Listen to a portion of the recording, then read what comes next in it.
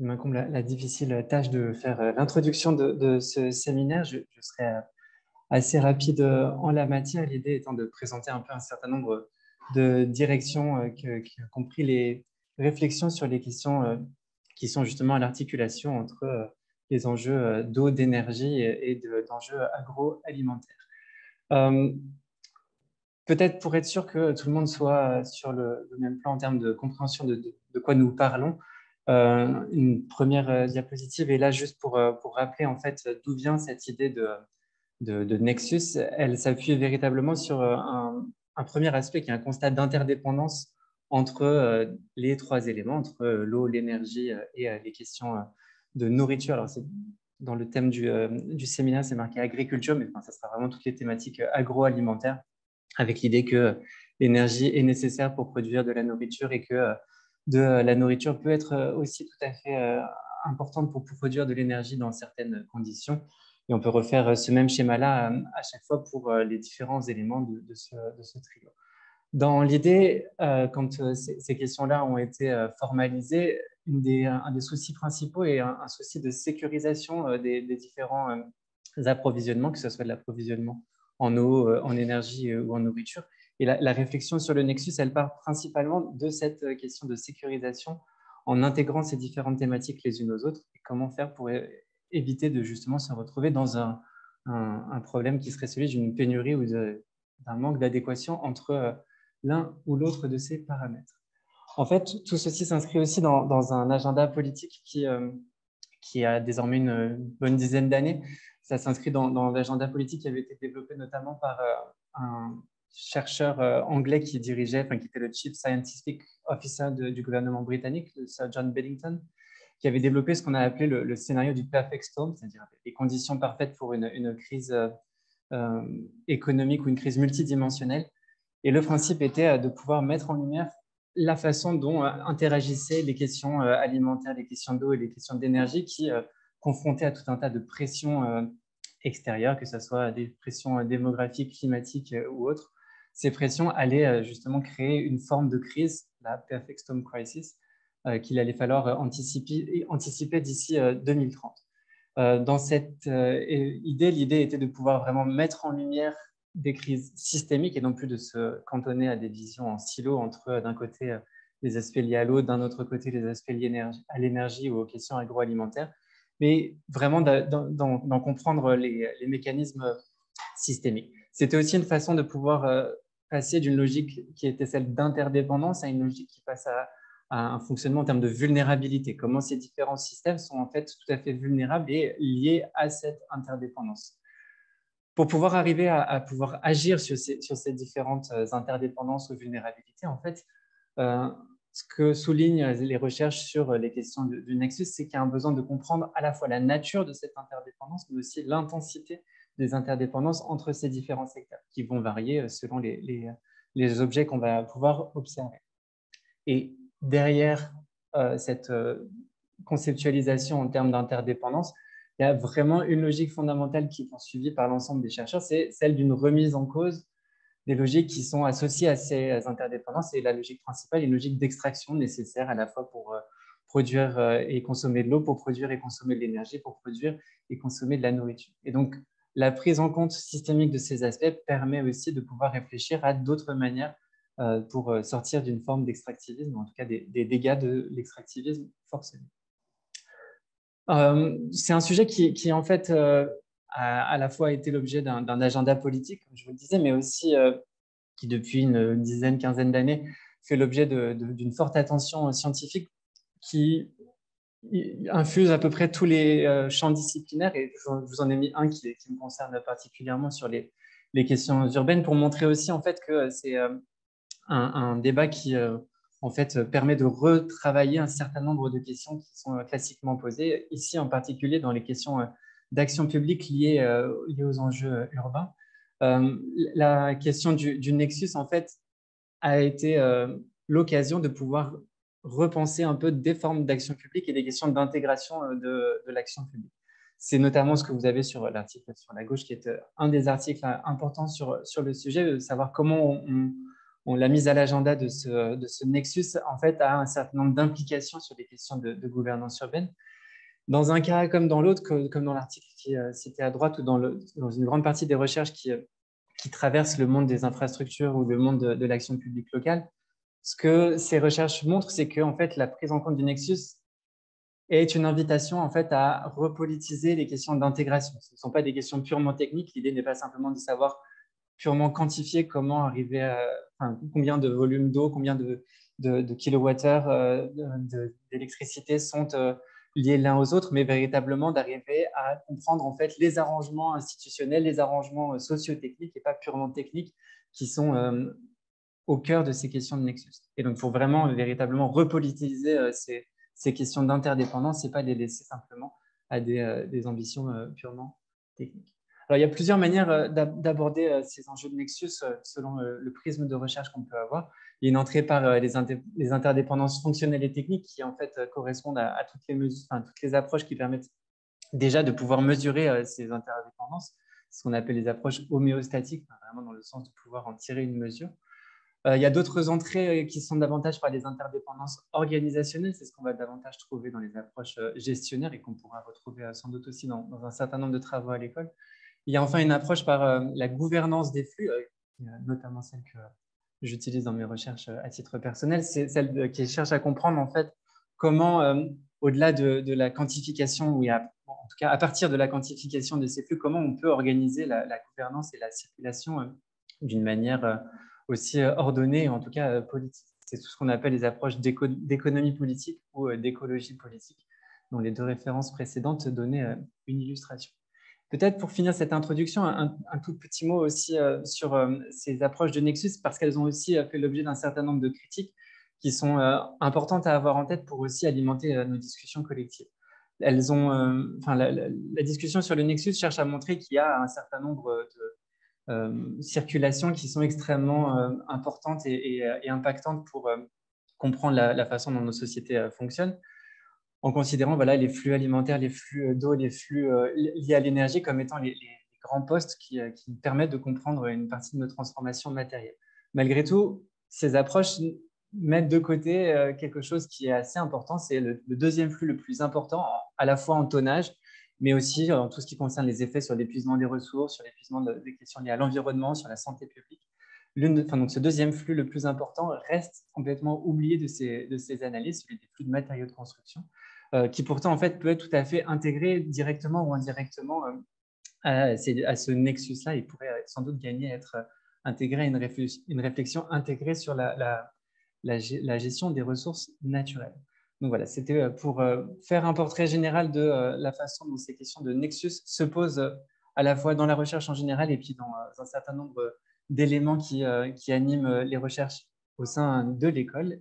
Et je vais m'arrêter là pour laisser la parole aux différentes présentations qui, elles, vont aborder aussi sans doute un certain nombre de ces éléments-là, que ce soit sur les parties de quantification ou sur d'autres éléments qui sont à l'articulation entre gouvernance des flux et leur quantification. Je vous remercie. On peut peut-être prendre une rapide question ou commentaire avant de poursuivre sur les autres présentations, si tu as un petit peu de temps, Daniel. Oui, malheureusement, je dois vous quitter dans 5 minutes au maximum.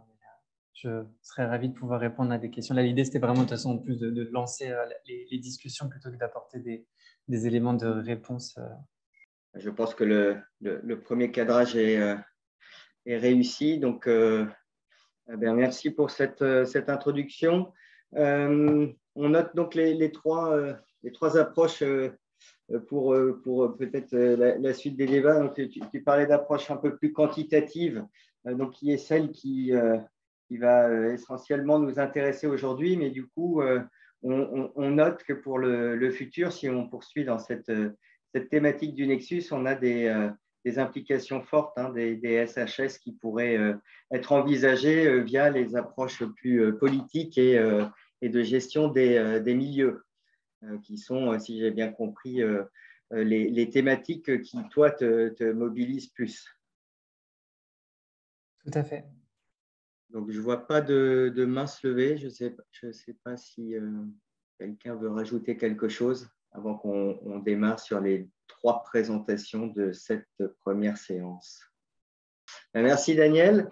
Je vais introduire donc le programme de ce séminaire. Donc, on a prévu, suite à l'introduction de Daniel, d'avoir une présentation plus orientée quantitative sur chacune des trois branches du fameux Nexus. Donc, une première présentation qui sera focalisée sur la ressource en eau en environnement changeant du point de vue quantitatif que je vous présenterai. Puis viendra une présentation par Nicolas Gallois du Centre de géosciences sur l'impact du système agricole sur la pollution des eaux du bassin de la Seine, et nous terminerons par une présentation concernant la demande en électricité de Alice Spassaro. Donc, je vais vous partager l'écran pour qu'on démarre la première présentation d'aujourd'hui. Bien, je vais vous présenter aujourd'hui certains aspects concernant la ressource en eau en contexte d'un environnement changeant. Donc, l'environnement changeant concerne bien entendu une question prégnante qui a été à la une des médias cet été, celle du changement climatique, et puis également la manière dont on peut essayer de prendre en compte les évolutions d'occupation du sol ou de pratique des sociétés pour anticiper les effets de ces changements sur les flux internes au système. Donc là, en l'occurrence, les flux d'eau. Donc cette présentation s'appuie sur un grand nombre de documents et également des informations, des calculs, des documents fournis par mes collègues Nicolas Gallois et Julien Bouet, que je profite de cette occasion pour remercier. Donc, le premier point, avant de rentrer dans un exemple de changement que l'on peut quantifier à l'échelle d'un bassin versant, va être de cadrer un petit peu ce qu'on entend par ressource en eau et quels sont les grands enjeux de la gestion de cette ressource en eau aujourd'hui en contexte de changement climatique. Donc, j'ai appelé des inégalités géographiques pour l'accès à l'eau amplifié par le changement climatique. Donc, tout d'abord, pour cadrer le problème à l'échelle globale, le cycle de l'eau, car en quelques chiffres majeurs, eh bien, c'est essentiellement une reprise évaporatoire de l'eau au niveau des surfaces océaniques qui transitent vers les surfaces continentales. Donc, la différence entre l'évapotranspiration et la pluie au niveau des surfaces océaniques représente globalement ce que l'on retrouve à l'exutoire des grands bassins versants, donc le débit que l'on peut mesurer en aval de l'ensemble des fleuves de la planète. Alors, ce n'est pas tout à fait ce delta, puisque quand on regarde les chiffres dans le détail, on a 42 000 km3 par an d'eau qui provient des surfaces océaniques vers les continents, et on voit que l'on évapore au niveau des surfaces océaniques 74 000 km3 par an. Donc, on a plus d'eau qui vient s'ajouter à ce surplus océanique pour retomber sous forme de précipitations à hauteur de 120 000 km3 par an. Et au final, on retrouve à l'exutoire des grands bassins ces 42 000 km3 par an, auquel s'ajoute une petite fraction d'eau qui est une fraction d'eau souterraine qui s'écoule directement en sous-sol vers l'océan. Donc, du point de vue des hydroclimatologues et de nombreux travaux du GIEC, la partie d'écoulement d'eau souterraine est très, très peu prise en compte dans les estimations. Et on a quelque chose que les hydrologues appellent le runoff ou le ruissellement, qui est considéré comme étant l'exutoire des eaux continentales vers les surfaces océaniques à hauteur de 44 000 km3 par an.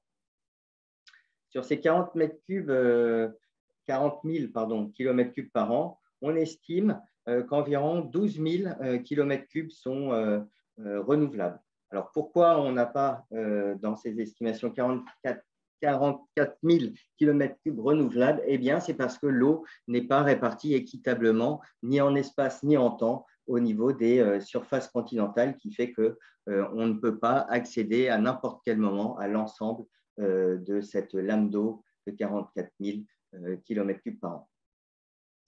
L'humanité a mené de nombreux travaux pharaoniques à l'échelle du globe et aujourd'hui, la capacité de stockage global en termes de réservoirs de surface est de l'ordre de 7000 km3.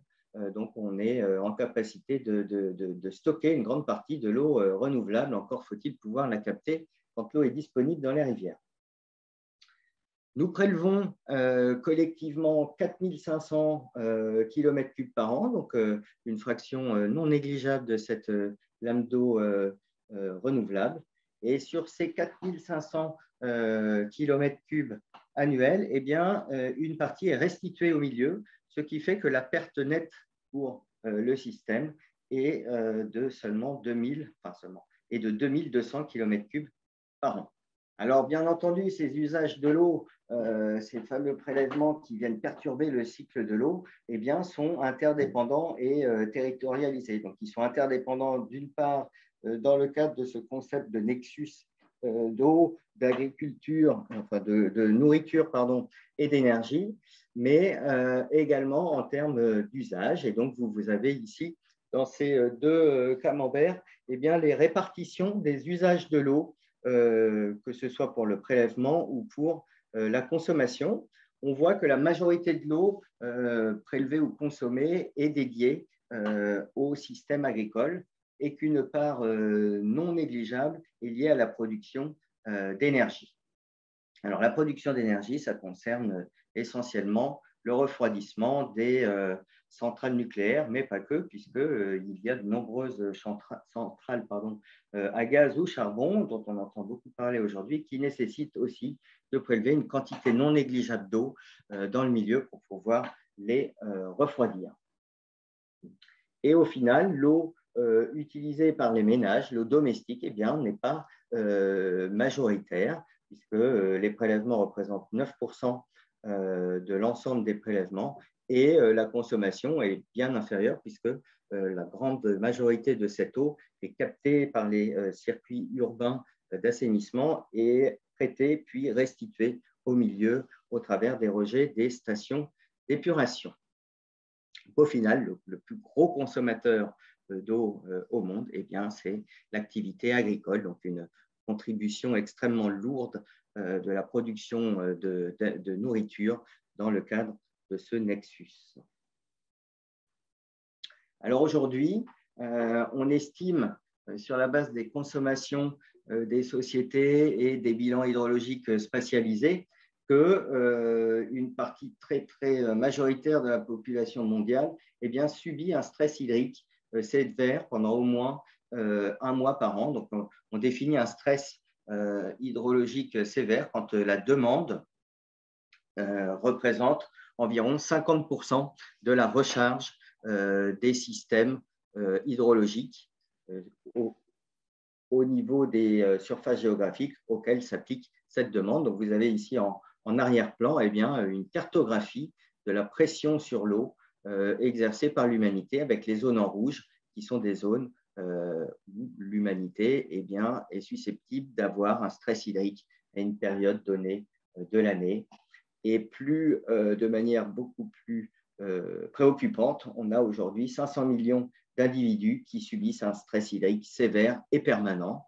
La majorité d'entre eux est localisée en Inde, au Pakistan, et vous en avez également au Moyen-Orient, en Égypte et en Amérique centrale avec le Mexique. L'Arabie saoudite et le Yémen sont eux également soumis à ces pressions très fortes. Alors, sur ce cadre global actuel, eh bien, nous avons des tendances liées à l'évolution du climat qui ont été observées et au fur et à mesure des différents exercices et rapports du GIEC ont été mis en avant comme significatifs pour nos systèmes hydrologiques.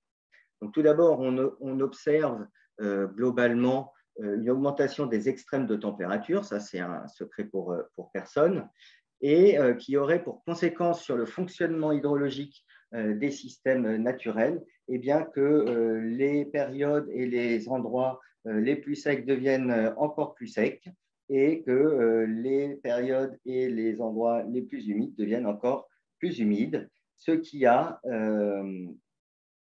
pour effet paradoxal, confirmé par les modèles hydroclimatiques, qu'on aurait un double effet sanction de ce changement climatique sur les systèmes hydrologiques.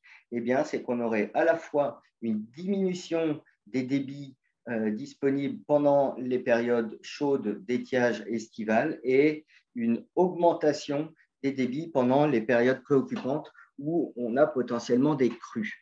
Donc, une déstabilisation du cycle de l'eau qui a pour conséquence de nous rendre plus vulnérables aux différents types d'extrêmes hydrologiques que l'on peut rencontrer, étiage sévère et inondations. À côté de ça, on peut se demander comment évolue le stress hydrique sur les populations face à ce constat de modification du cycle hydrologique. Et des études plutôt préoccupantes nous tendent à montrer qu'on aurait un doublement, tout simplement, des individus vivant en moyenne sous stress hydrique à l'horizon fin de siècle. Donc, plus d'1 milliard de personnes concernées pour la fin du siècle par des stress graves sur la ressource en eau. Alors voilà une image globale de ce qu'on peut dire aujourd'hui de manière très résumée et un petit peu caricaturale, mais c'est toujours la difficulté dans ce genre d'exercice très contraint en temps. Maintenant, on se pose la question pour des systèmes régionaux qui sont des unités de gestion de la ressource en eau, comme les grands bassins versants en France, depuis la loi sur l'eau de 1964, eh bien, comment le stress sur la ressource en eau va évoluer et à la fois dans le futur, mais également comment cette ressource en eau a évolué depuis le début du XXe siècle. Donc, la manière dont la trajectoire du système hydrologique évolue au cours du temps. Et donc, pour aborder cette question, je vais m'intéresser au cas spécifique du bassin de la Seine qui est sous nos pieds. Donc, le bassin de la Seine fait l'objet de manière assez unique à l'échelle internationale d'un programme de recherche qui étudie la relation entre la société et le milieu depuis, donc le programme de recherche qui étudie cette question depuis plus de 30 ans, depuis 1989. Il s'appelle le PIRNSEN. Donc, on a mené dans le cadre de ce projet auquel on appartient depuis l'origine, eh bien, beaucoup de travaux pour pouvoir modéliser le système hydrologique du bassin de la Seine dans son ensemble.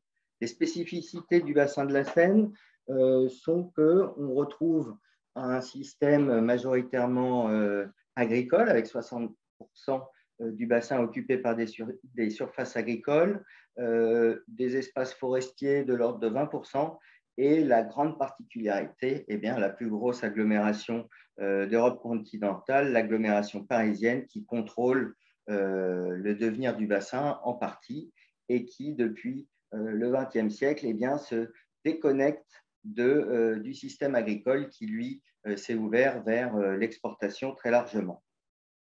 Donc, une déconnexion partielle, mais notable à l'échelle du bassin de la Seine entre la demande alimentaire de ce centre urbain très fort qu'est l'agglomération parisienne et la production alimentaire du bassin. Donc, une difficulté supplémentaire dans le cadre de ce nexus quand on essaie de le territorialiser, le fait que les systèmes urbains et les systèmes agricoles obéissent chacun à des logiques propres qui ne sont plus aussi interconnectées qu'elles ont pu l'être dans le passé. Donc, le bassin de la Seine représente environ 76 000 km² pour son bassin versant. On y trouve 28 000 km de rivières et 17 millions d'habitants, avec la métropole du Grand Paris qui en regroupe plus de la moitié, 10,2 millions d'habitants. Ce bassin est en connexion avec le bassin géologique de Paris, qui est le premier réservoir d'eau souterraine d'Europe. Ce réservoir d'eau souterraine, eh bien, c'est comme une pile d'assiettes qui s'est constituée au cours du temps, depuis des centaines de millions d'années, en son centre, à l'endroit de sa plus grande épaisseur, représentée à environ 2 km d'épaisseur. Vous avez ici, en bas à droite, une vue en coupe de cette pile d'assiettes depuis le Jurassique jusqu'à l'actuel. Et donc, à gauche de ce transparent, la vue en plan du bassin de la Seine, pour lequel vous pouvez voir les formations tertiaires dans les teintes jaunes orangées, la craie du Crétacé supérieur en vert, et puis les formations du Jurassique supérieur dans les teintes bleutées. Pour lutter contre les étiages sévères à l'échelle du bassin de la Seine, eh bien, des barrages réservoirs ont été construits, de très gros barrages réservoirs ont été construits sur une formation géologique imperméable, qui sont les argiles du Gau, donc très localisées dans le bassin. Et ces barrages ont une capacité de stockage significative de 840 millions de mètres cubes, qui permettent de maintenir des étiages, de maintenir les débits d'étiage dans la Seine aux périodes les plus critiques. La population du bassin prélève environ 3 milliards de mètres cubes d'eau par an dans les eaux de surface, donc dans les rivières, et dans les formations aquifères, donc dans les eaux souterraines. Et donc, les aménagements hydrauliques ont eu un impact significatif sur l'hydrologie du bassin, avec, depuis l'implantation de ces barrages réservoirs, eh bien, une augmentation significative des débits d'eau observés en été dans le cours d'eau, donc des barrages qui ont été jusqu'ici suffisants pour maintenir des débits significatifs ici dans la Seine au niveau de Paris, au pont d'Austerlitz. Et donc, vous voyez que depuis l'implantation du dernier barrage réservoir, eh bien, les étiages ont pu être maintenus à hauteur de 80 mètres cubes secondes à Paris, ce qui est suffisant pour maintenir un écosystème en relativement bon état et également permettre les usages de navigation de la Seine à ces périodes critiques.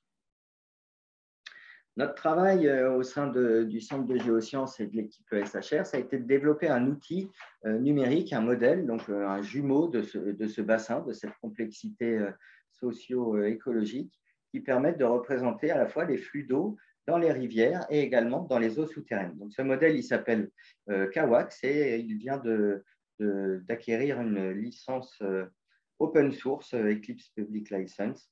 Donc, chacun peut le télécharger, le modifier et contribuer à hauteur de ses moyens à cet outil. Il permet de représenter l'ensemble des flux d'eau, donc dans les rivières, dans les eaux souterraines, de représenter les stocks d'eau, donc les hauteurs d'eau dans les rivières et dans les eaux souterraines, tout en tenant compte de l'anthropisation du milieu, donc des pompages et des barrages réservoirs. Il fonctionne pour le moment au pas de temps journalier. Donc le modèle Seine, en quelques chiffres clés, il tient compte de 96 000 km² de territoire pour pouvoir élargir ses limites sur des conditions qui sont maîtrisées, donc en général des rivières comme la Loire au sud ou des crêtes topographiques. 28 400 km de réseau hydrographique sont représentés, dont explicitement 6 800 en connexion avec les eaux souterraines. On représente 80 horizons lithologiques, donc 80 unités aquifères dans ce modèle, pour une résolution variable en surface de cellules qui ont un côté variant entre 100 mètres et 3200 mètres, donc 3 km. Il s'appuie pour pouvoir valider ses résultats sur un ensemble d'observables, donc des débits dans les rivières, avec 221 stations lignes électriques, et puis des hauteurs d'eau dans les eaux souterraines via 270 piézomètres.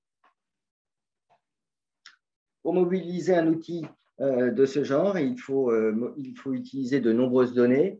Donc, toutes ces données sont récupérées et le modèle peut faire des estimations spatialisées, donc en tout point de l'espace, chaque jour, des débits et des hauteurs d'eau dans les nappes.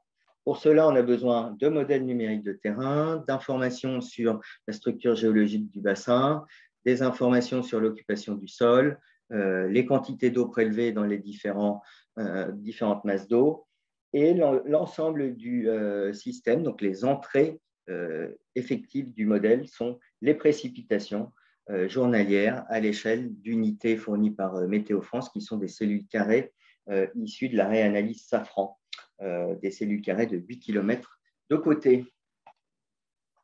Donc, l'outil permet de reproduire la surface des eaux souterraines, comme vous avez ici représenté à l'affleurement. Donc, on voit bien un gradient d'écoulement vers les zones bleutées à l'est jusqu'à l'exutoire du bassin, donc l'estuaire situé à l'ouest dans les couleurs brunes.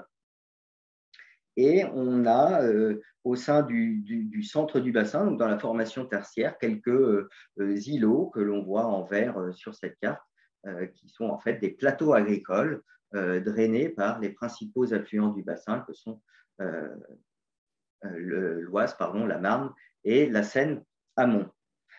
Les points de mesure représentent la qualité de représentation des observables, donc des hauteurs d'eau dans les aquifères. L'ensemble des points bleus nous indique un modèle qui reproduit très très bien les observables, et les points rouges des endroits où on a quelques difficultés, des peines à représenter les mesures.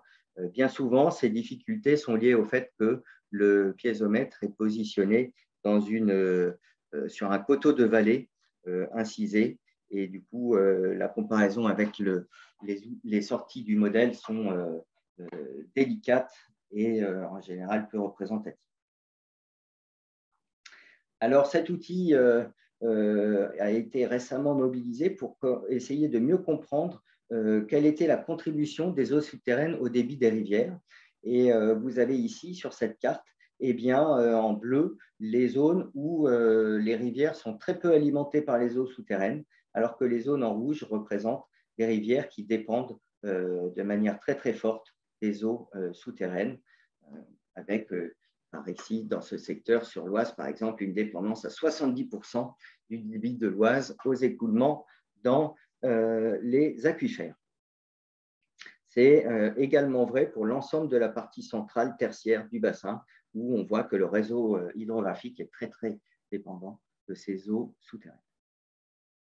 Alors, pour anticiper le devenir de cette ressource dans le futur, nous avons reconstitué des trajectoires en nous appuyant d'une part pour le passé sur des réanalyses Safran qui ont été proposées par Bonnet, qui nous permet de reconstituer la pluie depuis le milieu du 19e siècle. Donc, on a utilisé ces données-là, ces informations-là, pour essayer d'avoir une image du bassin au début du XXe siècle. Pour ce qui concerne le devenir du bassin, nous nous sommes jusqu'ici dans l'attente des territorialisations des nouveaux scénarios du GIEC.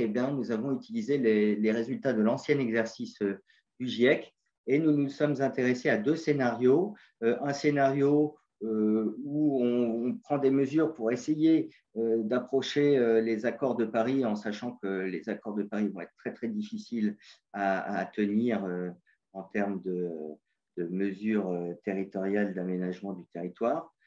Et puis, un autre scénario où on est en business as usual et le réchauffement climatique en fin de siècle est de 5 degrés. Alors, on sait que ce scénario a été très critiqué récemment dans le dernier exercice du GIEC via la financiarisation de l'environnement. On commençait à dire que ce n'est plus un scénario qui est pertinent. Et puis, la guerre en Ukraine et les mesures qu'on voit en Europe aujourd'hui font que finalement, ce scénario n'est peut-être pas complètement à exclure quand on voit les tensions sur l'énergie et donc le poids du nexus de la composante énergétique dans ces trajectoires de système vis-à-vis du changement climatique. Pour anticiper les effets en fin de siècle, souvent les scientifiques prennent un ensemble de modèles et puis déclinent ces modèles avec leur outil hydrologique pour pouvoir proposer une incertitude autour d'une valeur médiane. Nous, au niveau du bassin de Paris, ce dont on se rend compte, c'est que tous les modèles ne sont pas égaux et du coup, on privilégie la sélection d'un modèle spécifique qui fonctionne bien à l'actuel pour établir nos trajectoires. Et au niveau de l'occupation du sol, eh bien, on s'intéresse aux statistiques nationales pour pouvoir reconstituer l'évolution des surfaces urbaines dans le passé. Et pour l'actuel, eh bien, on raisonne malheureusement, pour le futur, pardon, en fin de siècle, on raisonne à occupation du sol constante. Donc voilà ce qu'on peut tirer de cet exercice pour la trajectoire donc, des niveaux d'eau dans les eaux souterraines à l'affleurement. Donc c'est une comparaison relative à la carte que je vous ai montrée précédemment. Ce qu'on voit, c'est qu'au début du XXe siècle, eh ben, on avait une ressource en eau ici en haut à gauche abondante avec des teintes vertes, donc des hauteurs d'eau qui pouvaient être 10 mètres au-dessus de ce qu'on observe aujourd'hui. Et la mauvaise nouvelle, c'est que dans le cadre donc, du RCP 8.5, plus 8 degrés en fin de siècle, eh bien, on traverse une crise extrêmement grave dans le bassin de la Seine à la mi-siècle, pour laquelle eh bien, on a un affaissement total de la ressource en eau dans la zone tertiaire, avec des affaissements qui peuvent atteindre 7-8 mètres de la piézométrie dans ce secteur. Il faut savoir que dans ce secteur, 7-8 mètres de piézométrie en moins, ça fait qu'on a le réseau hydrographique qui disparaît.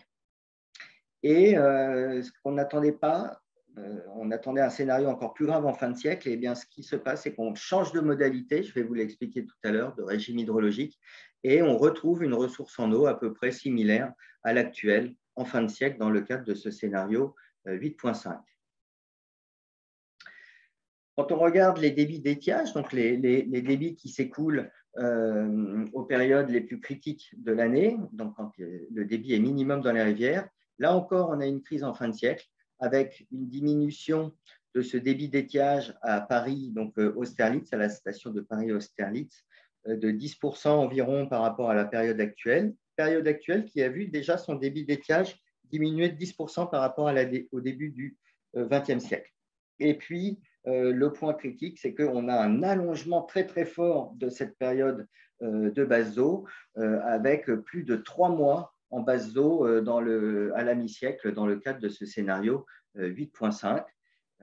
Les choses s'améliorent un petit peu en fin de siècle, mais on a quand même, en termes de durée d'étiage, une augmentation significative par rapport à la période actuelle, avec quasiment 1 mois de base d'eau supplémentaire par rapport à la période actuelle.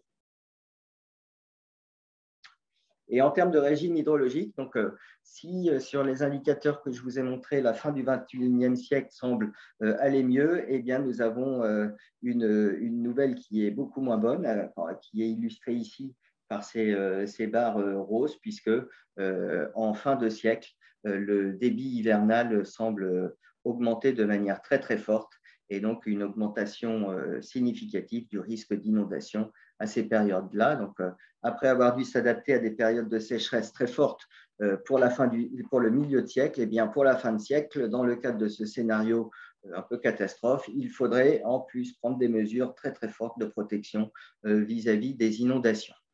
Pour résumer cette présentation, donc quelque chose qui a été bien mis en avant dans le cadre du GIEC, du rapport 6 du GIEC, ben, l'influence de l'homme sur le climat est certaine et conduit à l'augmentation moyenne des températures. Et c'est les pratiques anthropiques qui sont le moteur de cette évolution de la température.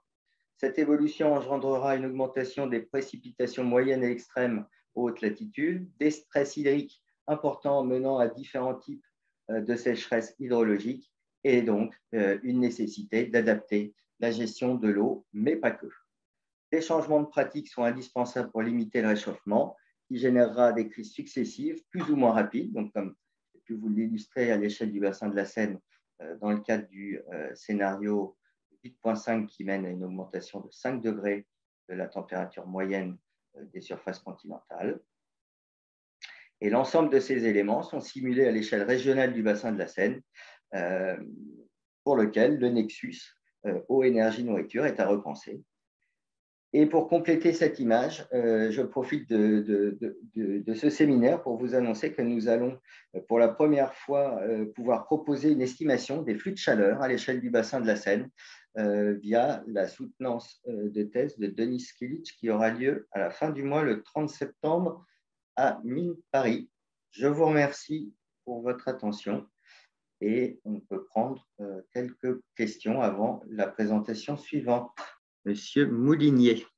Oui, bonjour, est-ce que vous m'entendez? Oui. Voilà.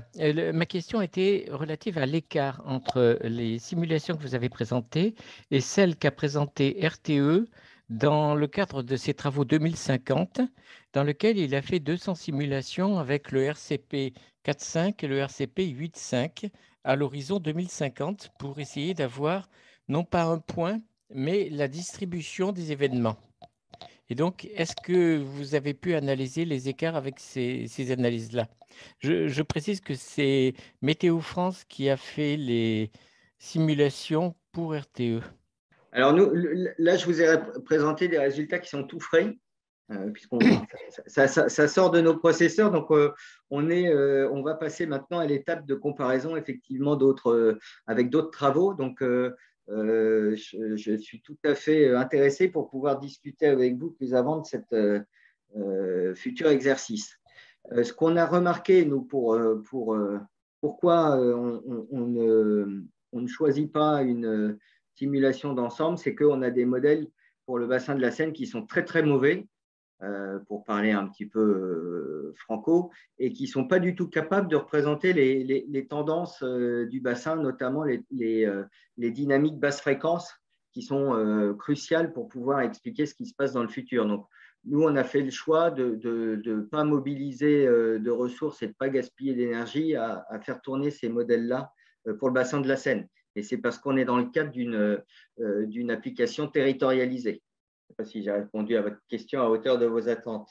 Ce que je voulais signaler, c'est qu'il y avait des points de convergence avec l'étude de RTE, notamment le fait qu'on s'attend à une baisse des débits en août, septembre, octobre, et une augmentation relative des débits, je dirais, à la fin du printemps. Donc ça, c'était les points de convergence.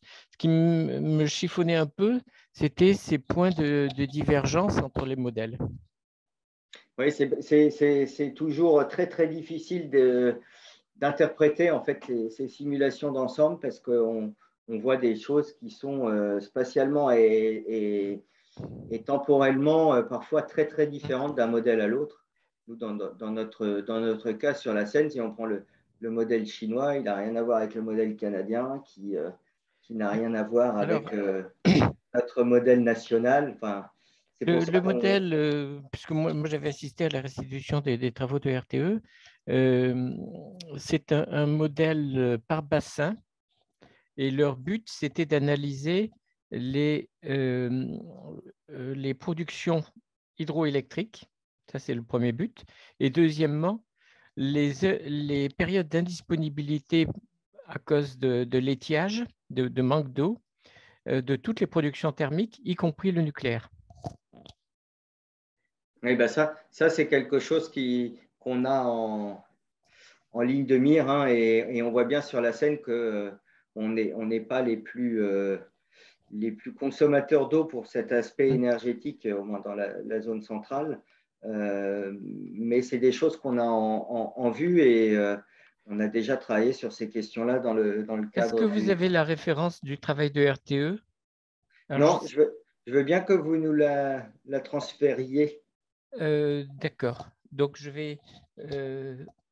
Votre mail était dans. Je vais vous. Ah bah, je pense qu'on a un mail d'accroche via le TTI.5. Je ne sais pas quelles sont les recommandations, mais je vois que Nadia Meizi a levé la main, donc je vais lui passer la main tout de suite. Je coupe. Va savoir nous répondre. Je coupe le son. Non, je voulais poser une question, mais oui, c'est une bonne idée de passer par TTI.5 pour envoyer la documentation ou les références de ce scénario. En prolongement de la question précédente, en fait, je n'ai pas bien compris comment vous corréliez l'étude régionale à la consommation régionale, en fait, par rapport à une évolution sur l'horizon que vous regardez.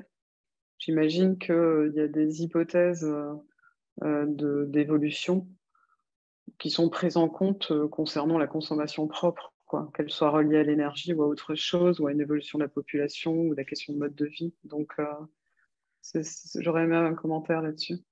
Oui, je ne me suis pas attardé dessus parce que j'avais qu'un tableau qui était très, très laid, donc je ne l'ai pas mis, mais en fait, on s'est appuyé sur des travaux qui ont été menés à l'échelle nationale dans le cadre de l'étude Explore 2070.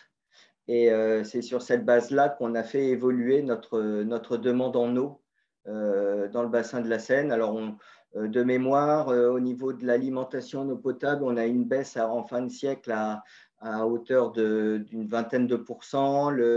Globalement, tout baisse en fait. L'activité industrielle diminue d'une cinquantaine de pourcents, de moitié en gros, et l'activité agricole de 9% environ. Mais bon, ça reste des projections qui ont été faites il y a une dizaine d'années maintenant et qui sont de fait en cours de réactualisation dans le cadre de l'exercice Explore 2072 qui va sortir sous peu. Et donc, on pourra intégrer.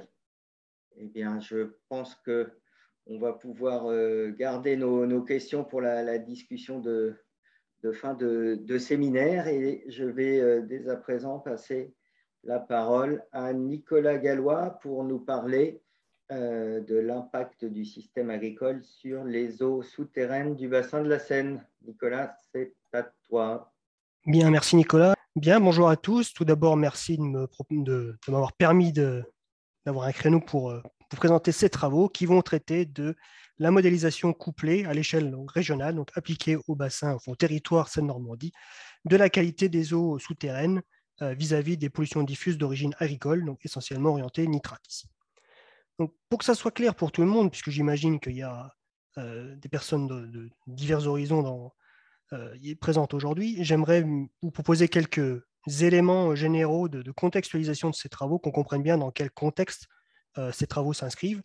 Donc, j'imagine que vous êtes tous familiers avec la DCE, donc la directive cadre sur l'eau, qui vient fixer pour des masses d'eau à l'échelle d'un territoire donné des objectifs d'atteinte de l'état biogéochimique de la ressource en eau. Et cette DCE, elle incite à plusieurs choses, notamment d'essayer d'identifier des zones prioritaires d'action, donc des zones vulnérables, et aussi d'inciter à la mise en place de modifications de curseurs, de modifications de pratiques agricoles qui pourraient éventuellement permettre de baisser les niveaux de pollution actuels sur la ressource en eau. Alors, en conséquence directe, nous, donc quand je dis nous, c'est les enseignants-chercheurs, les modélisateurs, les ingénieurs, on est sollicité de manière assez récurrente par des gestionnaires de bassins, par exemple, pour essayer de développer à la fois des bases de données ou des outils qui pourraient permettre, notamment sur le bassin Seine-Normandie, puisque ça va être notre terrain de jeu, d'essayer de caractériser donc, la pression. Donc ici, on va s'intéresser à la pression azotée. Essayer de caractériser un peu un des principaux origines de pression issues du monde agricole sur la ressource en eau, donc qui se traduit par la pression azotée sur la ressource. Donc là, on s'intéresse à des problématiques de long terme et de quantification, de caractérisation à large échelle, et aussi d'essayer de développer, de proposer, de pouvoir développer des outils pour essayer de quantifier l'impact potentiel de modification de trajectoire. Je reprends ce mot-clé puisque tu l'as introduit, Nicolas, de trajectoire de modification de pratiques agricoles sur la qualité de la ressource en eau souterraine. Mais on va voir que par la suite, on s'intéresse pas uniquement à la ressource en eau souterraine, mais aussi à la ressource en eau, à l'eau superficielle. Alors, d'un point de vue du modélisateur, arriver à ces objectifs-là, c'est plus vite dit que fait, puisque pour arriver à ces objectifs, donc à savoir caractériser d'un point de vue de la modélisation et de manière quantifiée l'état actuel de la pollution de la ressource en eau et aussi de proposer des évolutions potentielles de concentration sous différentes techniques, différentes jeux de pratiques agricoles, il y a deux prérequis majeurs, on va dire. C'est d'abord d'être déjà, ça suppose que je sois à même de pouvoir modéliser le comportement intégré de mon hydrosystème régional, donc c'est-à-dire de savoir modéliser tout ce qui va régir les flux à la fois d'eau et de matière dans l'ensemble du système. Donc ça suppose que j'ai une bonne connaissance et que je sache représenter au travers de modèles, d'un ou plusieurs modèles, l'ensemble des processus physico-chimiques qui vont régir ces flux à l'échelle de l'ensemble des compartiments de l'hydrosystème.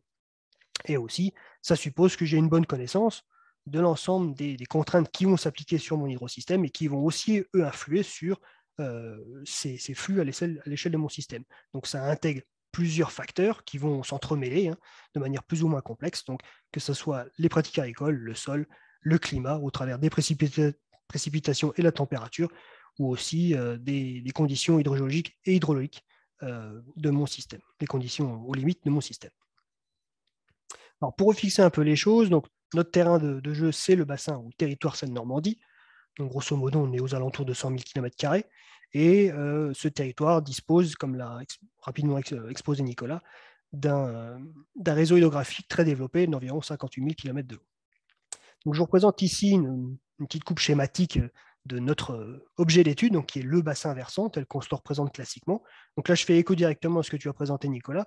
Un bassin versant ou un territoire d'étude qui subit très fortement l'influence de l'homme, au travers de l'agriculture, puisque ça représente à peu près 70% de l'occupation du territoire, les forêts et les zones urbaines se partageant le reste à hauteur à peu près de 20 et 10%. Ce système, il est compartimenté et mon travail en tant que modélisateur, ça va être de pouvoir modéliser l'ensemble des flux d'eau et de matière au sein, mais pas que, au sein de chacun de ces compartiments, mais aussi au travers des interfaces qui vont lier ces différents compartiments, que ce soit de la surface vers l'aquifère et en retour vers le réseau hydrographique.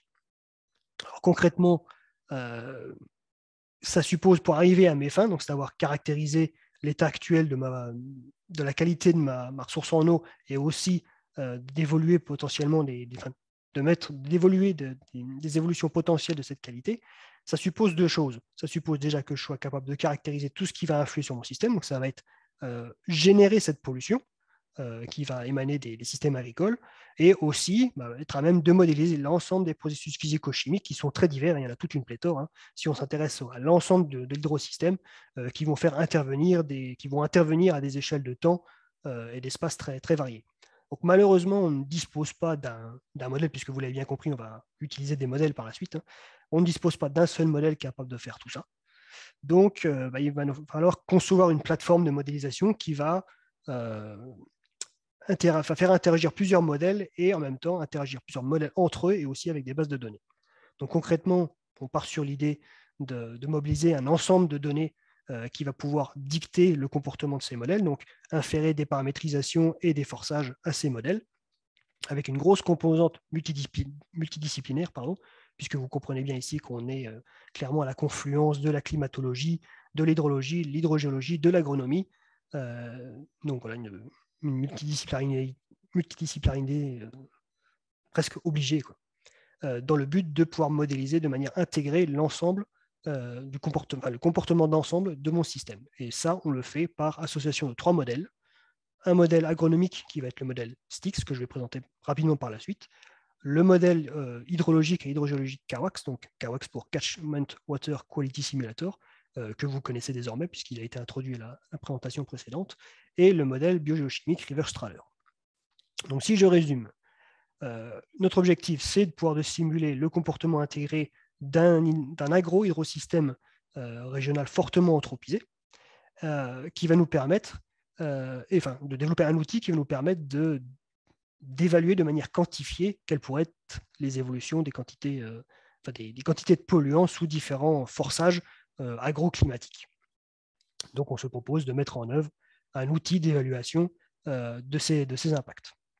Alors, dans ce que je vais présenter par la suite, on va l'appliquer au cycle de l'eau, mais aussi à la qualité de l'eau, mais je précise d'ores et déjà que cet outil de modélisation, il a été conçu de manière générique. Donc ici, par la suite, on va le mettre en œuvre autour de l'azote, mais on pourrait très bien l'imaginer appliqué à d'autres types de nutriments. Donc ici, on va s'intéresser essentiellement à l'azote. Alors pour rendre à César ce qui est à César, comme je l'ai dit à la slide précédente, on est à la confluence entre l'agronomie, donc là vous pouvez rapidement identifier qui fait qui. Ça prend part à un projet de recherche qui est multidisciplinaire et qui fait intervenir bon nombre d'acteurs, bon nombre d'organismes. Donc là, vous voyez très bien qu'on est le volet agronomique, caractérisation de l'évolution des pratiques agricoles est prise en charge par l'INRAE, avec qui on travaille très étroitement. Nous, on prend en charge la partie modélisation hydraulique et hydrogéologique sur l'ensemble du bassin, et le modèle Riverstrahler, qui lui est développé par Sorbonne Université. Et je vais vous présenter dans un second temps comment tout ça s'articule pour arriver à nos deux objectifs principaux. Donc le moment est venu pour moi de vous présenter ce que j'ai tendance à appeler la machinerie infernale, mais bon, pas de panique, je vais vous présenter ça d'une manière très simplifiée. Donc, en ce qui concerne la caractérisation des pratiques agricoles du bassin, donc on travaille, comme je le disais, très étroitement avec nos collègues de l'INRA, qui ont développé une base de données qui s'appelle ARSEN.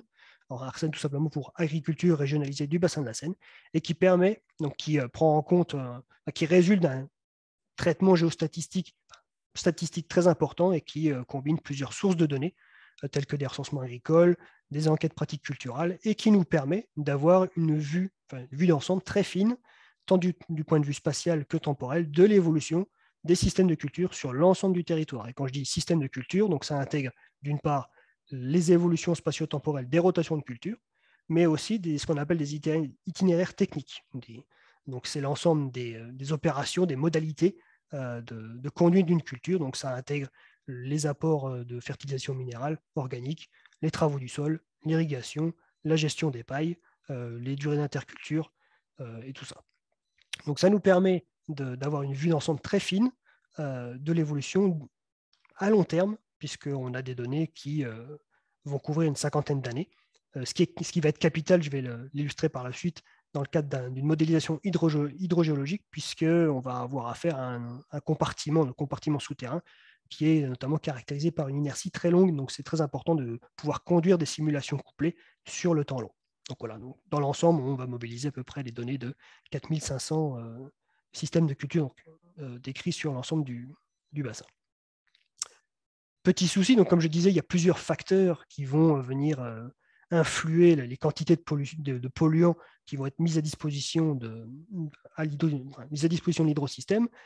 Outre les pratiques culturelles, il y a aussi donc, le climat et le sol, et les types de sol.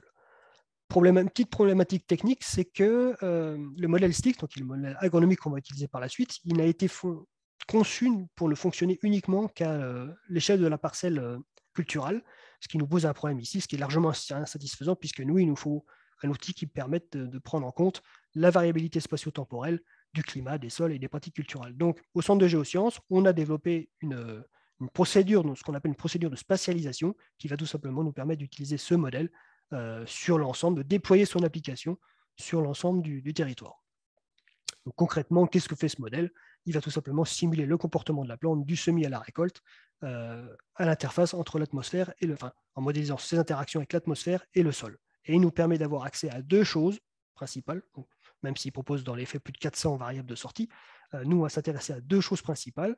Donc, il simule d'une part la production de biomasse, donc concrètement, pour parler très franchement, c'est le rendement, hein, la production, la quantité créée et exportée, et aussi qui donne accès à un ensemble de variables environnementales, et deux, par la suite, vont nous intéresser plus particulièrement, c'est la quantité d'eau drainée à la base du sol et le flux d'azote, qu'on va dire lixivié, qui va être mis à disposition de l'hydrosystème, qui pourra se véhiculer in fine, soit par des processus de ruissellement de subsurface à destination du réseau hydrographique, ou encore via infiltration vers les aquifères, vers le système souterrain.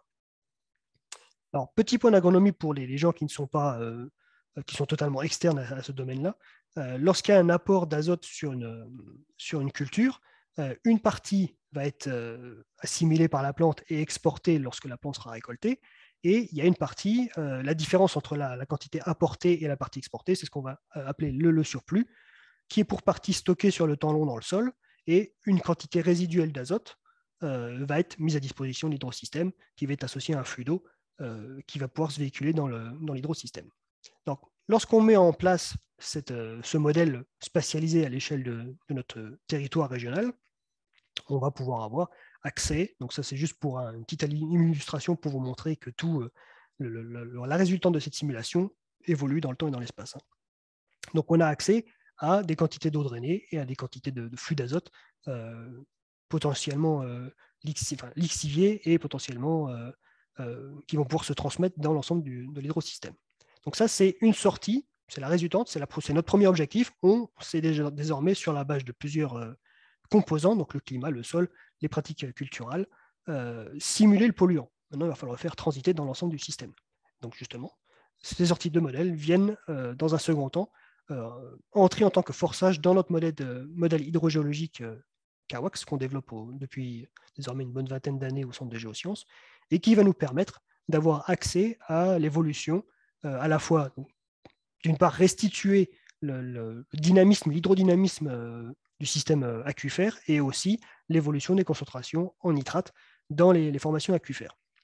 Alors, contrairement à ce je vais aller dans le prolongement de ce qu'a proposé Nicolas en termes de représentation de la géologie du bassin. Ici, dans le cadre de ces travaux, on mobilise une discrétisation qui est par endroits un peu plus fine que ce qu'a pu présenter Nicolas, notamment au niveau du tertiaire, où là, on individualise plus de niveaux pour avoir une vue d'ensemble assez fine de ce fameux empilement d'assiettes géologiques du bassin. Et donc, comme je disais, ce modèle va nous permettre de simuler l'évolution des concentrations en système aquifère, qui à son tour va servir, ces sorties vont servir à leur tour de forçage pour un modèle biogéochimique qui, lui, va pouvoir permettre la simulation du comportement de l'azote dans l'ensemble du réseau hydrographique du territoire. Ce modèle a la particularité de prendre en compte toutes les transformations biogéochimiques dont l'azote va être sujet, soit à proximité du réseau hydrographique, donc je pense notamment aux transformations dans les zones ripariennes, ou encore à l'intérieur, donc au sein même du réseau hydrographique. Donc, si je résume, on sait modéliser le polluant, on sait le faire transiter à la fois dans le compartiment souterrain et le compartiment de surface. Donc, normalement, on devrait être à même de pouvoir simuler de manière continue dans le temps et dans l'espace l'évolution de ces concentrations sous différents forçages. Alors, cette plateforme multimodèle, bien évidemment, avant de se lancer tête bêche à faire des modélisations de scénarios, il va déjà dans le même ordre d'idée que ce qu'a présenté Nicolas pour le modèle CAWAX. Il faut essayer de la valider. Donc, c'est ce qu'on a fait, ce qui peut être fait à différents endroits de cette plateforme. Donc, je vais passer sous silence les étapes 1 et 2. On pourra éventuellement y revenir s'il y a des questions dessus.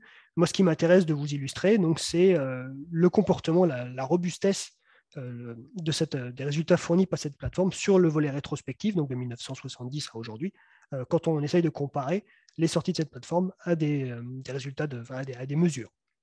Donc je vais aller dans l'ordre. Prenons par exemple le point 3, qui consiste tout simplement à s'assurer de la bonne restitution du comportement hydrodynamique du compartiment souterrain. Donc vous avez sur cette carte, donc quand je dis hydrodynamique, c'est tout simplement la restitution de la piézométrie. Donc vous comprendrez facilement pourquoi c'est important, pourquoi c'est un prérequis avant de s'intéresser au nitrate, puisque tout simplement le nitrate est véhiculé par les flux d'eau. Donc il est fondamental de s'intéresser, de valider la bonne restitution du comportement, de l'hydrodynamisme, disons, du compartiment souterrain.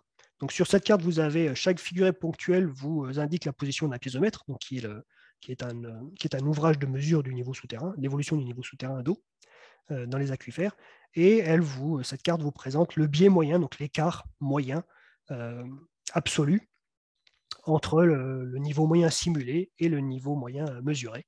Et on voit que globalement, c'est très très satisfaisant puisqu'on est à peu près à environ 70% du nombre d'ouvrages qui présentent un biais inférieur, absolu inférieur à 1 mètre, ce qui est très satisfaisant compte tenu de l'application qu'on va faire par la suite du modèle.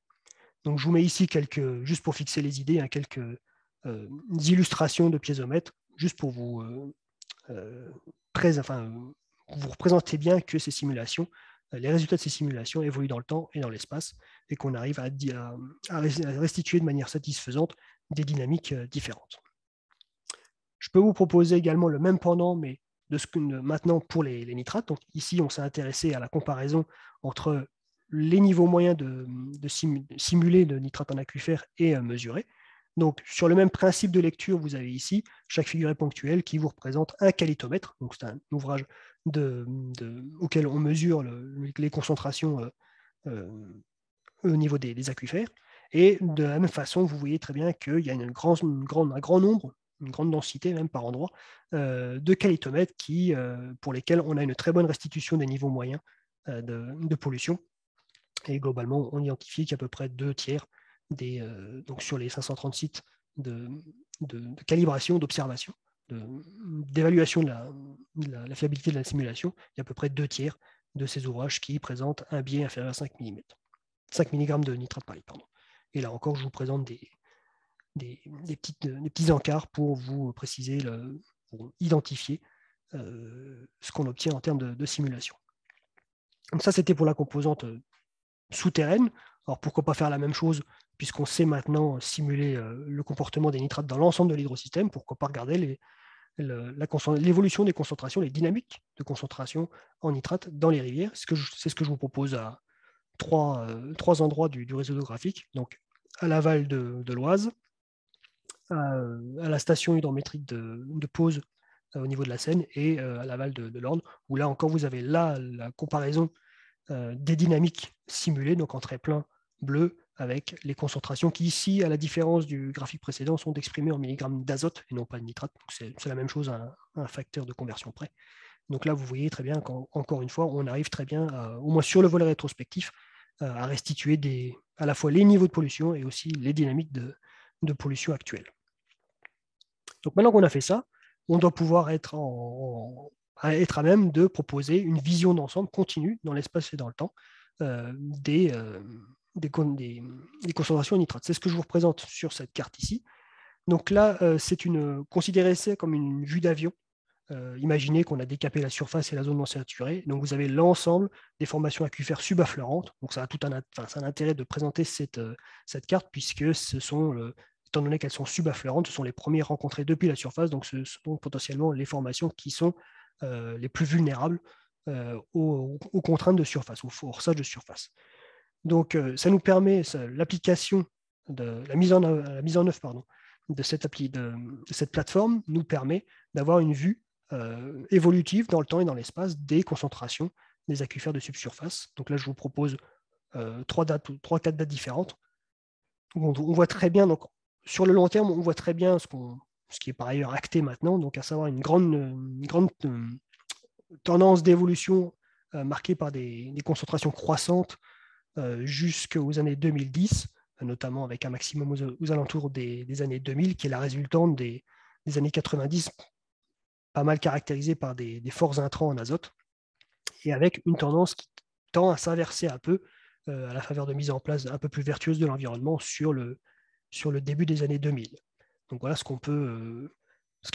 à quoi nous permet d'obtenir la mise en œuvre de cette application. Et on estime, pour les 69 000 km² de formation aquifère à l'affleurant qui sont simulés, on a à peu près 10%, un peu plus de 10% du territoire qui présente des concentrations supérieures à 50 mg par litre, qui est le seuil de potabilité. Le second objectif, donc là c'était pour tout ce qui concernait la partie rétrospective. Donc maintenant, si vous pensiez que c'était déjà un peu compliqué en termes de technique, là pour moi c'est vraiment que les choses intéressantes vraiment commencent, puisque là on va être confronté on va être encore confronté une fois à plus de challenges techniques. Donc en gros, l'objectif, comme j'ai déjà dit, qu'on s'impose, c'est d'essayer de modéliser, de proposer des scénarios qu'on pourrait mettre en œuvre via cette plateforme pour essayer de dégager des grandes tendances d'évolution de concentration sous ces forçages. Alors, on a proposé 2 scénarios en collaboration avec nos collègues de l'INRA, des scénarios qui sont relativement ambitieux dans le sens où, comme je l'ai présenté précédemment, ils intègrent une approche régionalisée. Donc, on va avoir une mise en œuvre d'un jeu de données qui va être différent selon les différentes régions du territoire. Ils doivent être continus dans le temps et dans l'espace. Et une des contraintes techniques, c'est que ce qui nous intéresse tout particulièrement, c'est une approche quantifiée. Donc, ça veut dire qu'il va falloir être à même de traduire un scénario qu'on se propose de mettre en œuvre par un jeu de données qui va pouvoir, in fine, être mobilisable par la modélisation.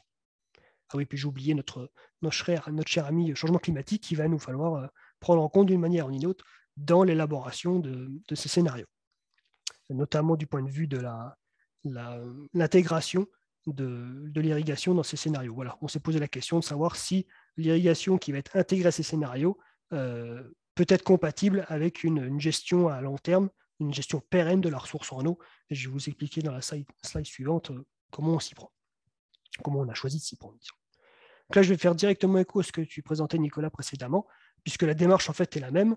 On avait plusieurs sorties de modèles de circulation générale à disposition et on a effectivement fait le choix, à défaut de tous les prendre, de sélectionner un modèle.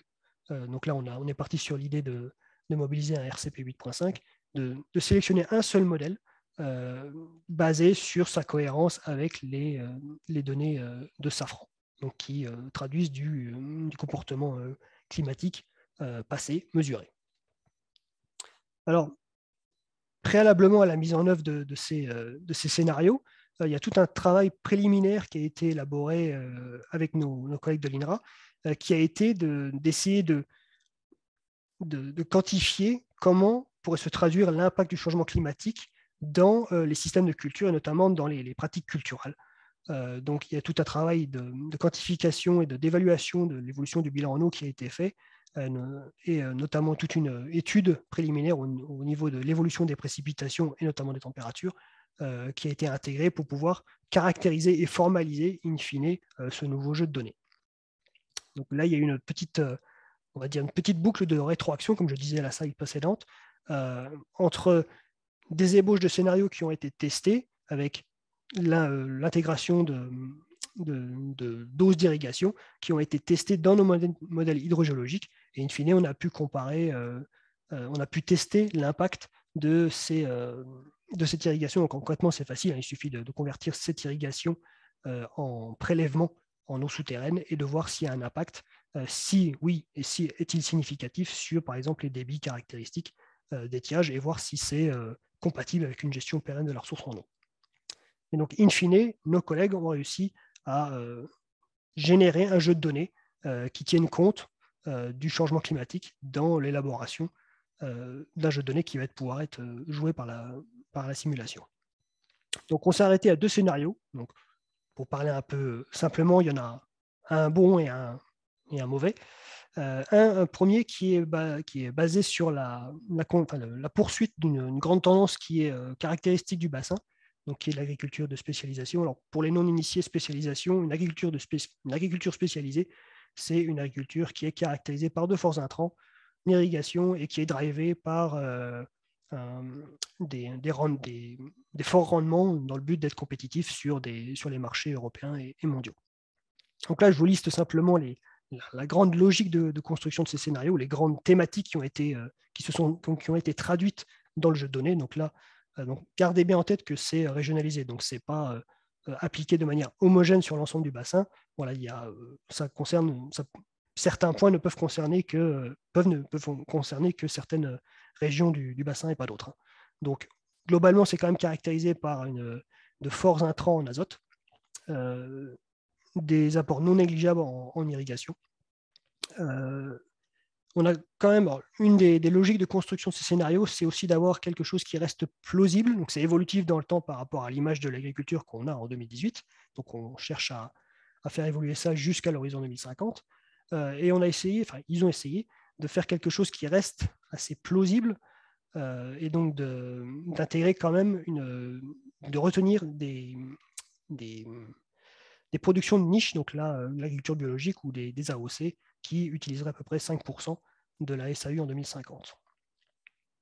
Donc, dans la continuité de ce que je présentais précédemment, on peut très bien remettre en jeu toute la plateforme et modéliser l'évolution des concentrations sous ce forçage-là. Et on voit très bien qu'avec l'évolution du temps, donc là, je vous présente à 2035, on commence à sentir un impact significatif qui tend à se mettre en place de manière assez longue du fait de l'inertie assez importante du système souterrain, impact qui est notamment plus significatif, plus visible à l'horizon 2050, où là, on a quasiment doublé les proportions de surface subaffleurante d'aquifères soumises à des concentrations qui présentent des concentrations supérieures à 50 mg.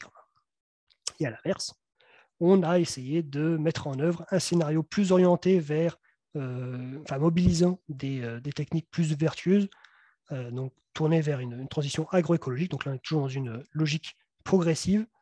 Donc là, je vous liste directement les grandes tendances qui ont été intégrées à ces scénarios. Donc là, on considère un peu de surface agricole utile dédiée à la biomasse développement de l'énergie, donc le miscanthus. Donc pour ceux qui ne savent pas, le miscanthus, c'est une peau assez vivace qui entre en compte dans la production de biocarburants.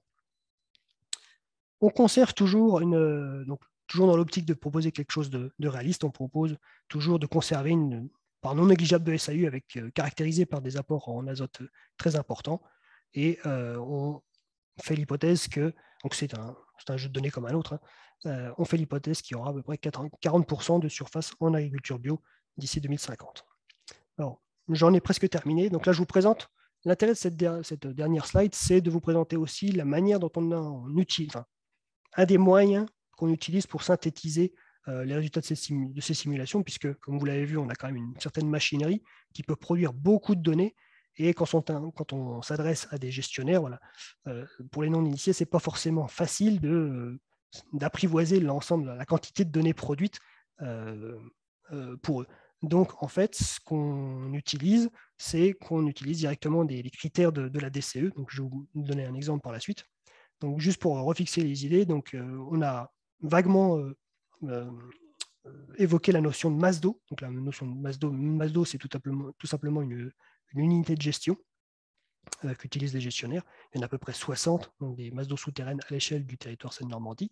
Et il y a un critère de la DCE qui dit que si plus de 20% de la surface d'une masse de données présente des concentrations supérieures à 50 mg, cette masse d'eau est déclassée, étant considérée comme en mauvais état. C'est tout simplement ce que vous avez sur ce graphique, qui vous représente en moyenne annuelle la proportion de surface pour cette masse d'eau-là, présentant des concentrations supérieures à 50 mg. Donc vous avez ici la partie rétrospective qui vous a été présentée en deuxième partie d'exposé, et les évolutions associées à ces deux scénarios. Donc le scénario A, donc poursuite de l'intensification de l'agriculture du bassin, en rouge, et le scénario B, plus tourné vers l'agroécologie, en courbe verte. Un petit aparté final sur cette fameuse courbe en pointillé, qui n'est pas un scénario proprement parlé, enfin si c'est un scénario dans le sens où ça résulte d'une exécution de modèle, mais c'est plutôt une vue de l'esprit dans le sens où on considère pour cette simulation-là, à T0, une absence totale d'agrosystème.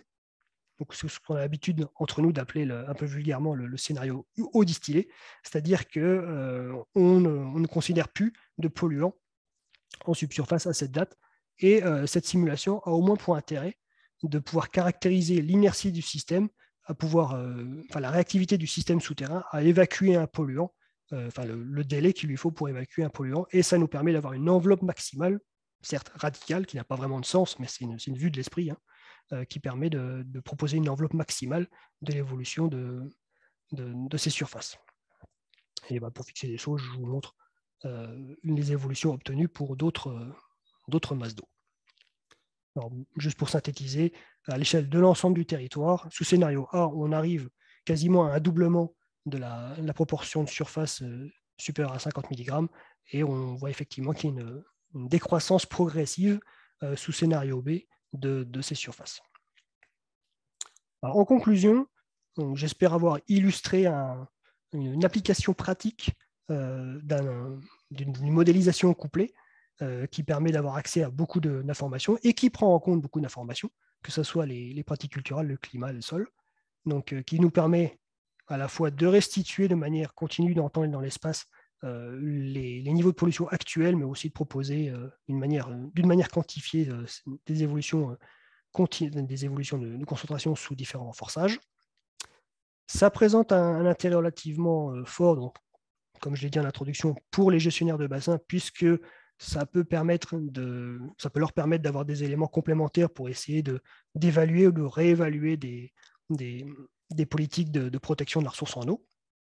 Mais aussi, et de façon peut-être plus évidente, mais c'est tellement évident qu'il faut quand même le dire, à la communauté scientifique, déjà nous, puisque ça nous permet d'avoir une vision d'ensemble de la réactivité du système à un changement de contraintes qui vont s'appliquer sur ce système, et en même temps des interactions entre ces différentes contraintes. Et de manière plus, je ne vais pas dire pas ironique, mais ça c'est un élément que je n'ai pas abordé, c'est que donc j'ai rapidement abordé le fait que le modèle STIX était initialement conçu pour fonctionner uniquement à l'échelle de la parcelle agricole. Et donc c'est une application macro-régionale comme celle-ci, ce n'est pas quelque chose de relativement courant pour les développeurs du modèle. Et donc face à la quantité de données de sortie que génère une application comme celle-ci, puisqu'en gros on va exécuter le modèle natif à peu près 65 millions de fois, avec des conditions de forçage différentes, vous doutez bien que ça donne accès à une manne d'informations qu'on s'est empressé d'exploiter pour essayer d'évaluer un peu la robustesse du modèle à une échelle macro-régionale, ce qui a d'ailleurs donné lieu à une publication en 2018.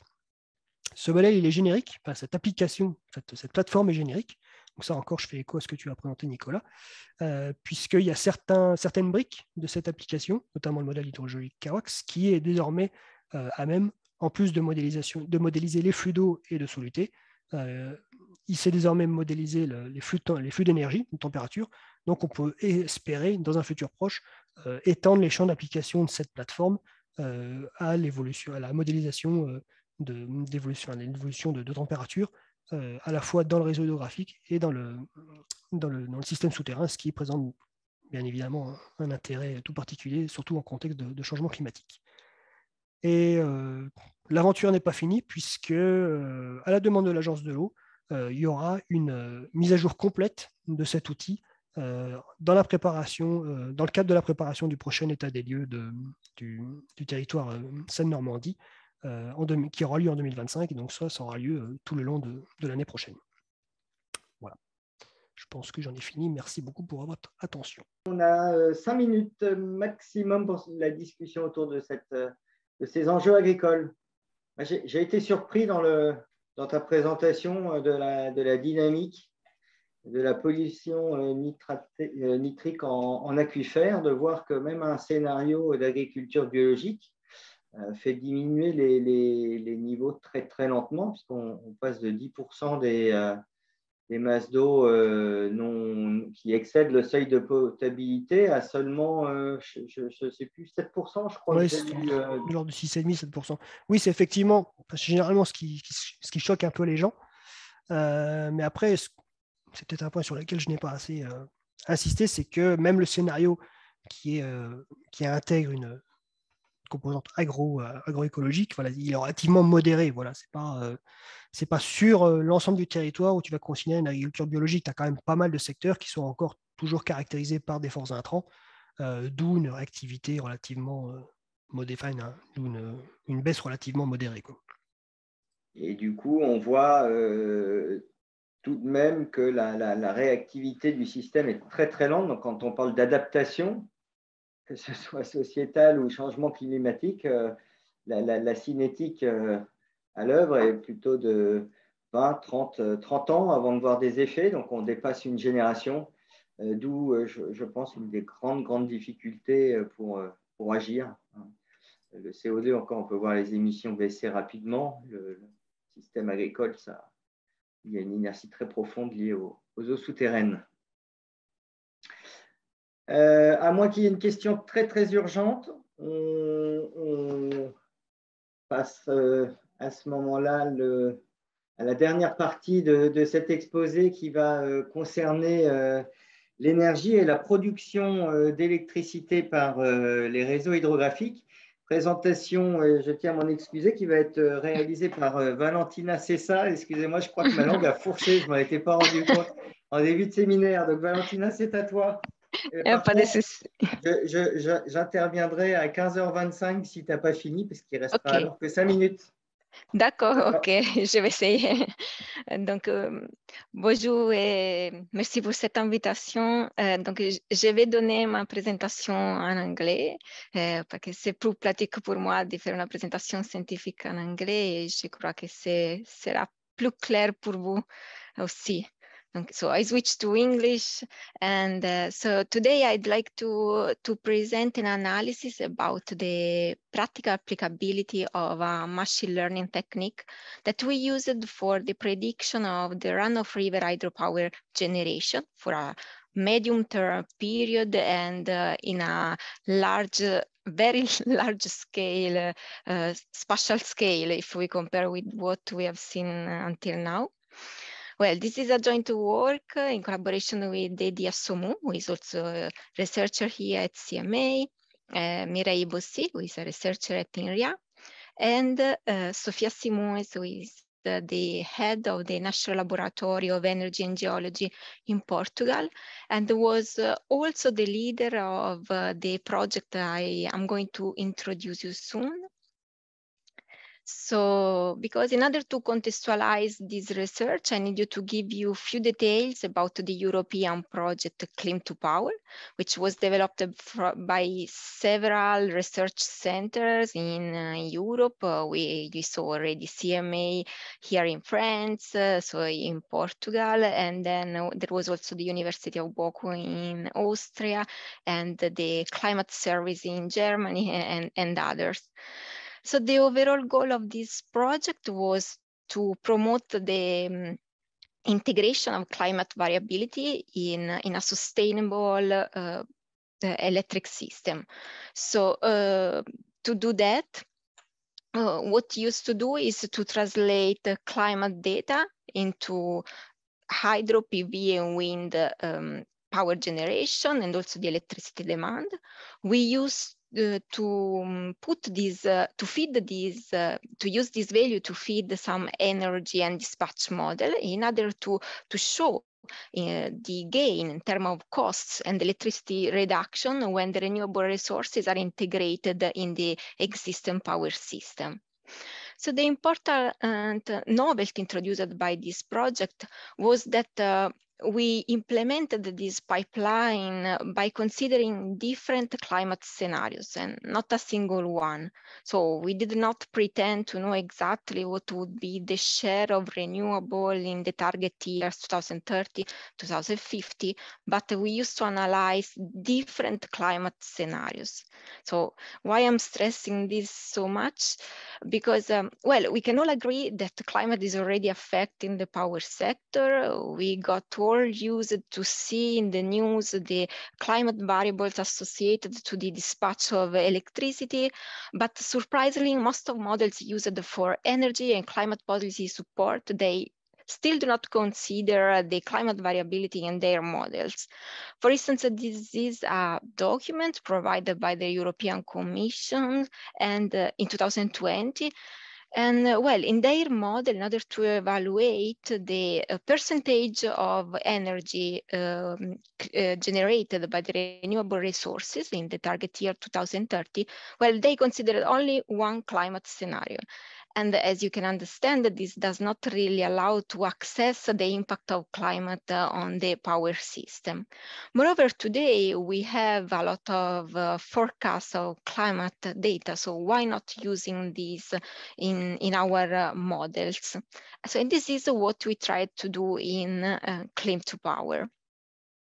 Well, in this very big and important project, I mainly worked with hydropower production.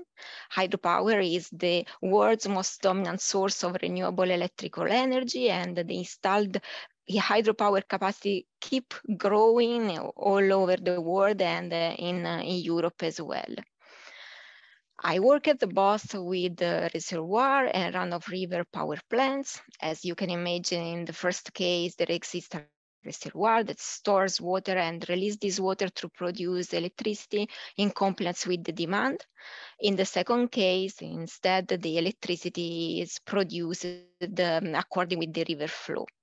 In this talk, I'm going to focus more on the second technology.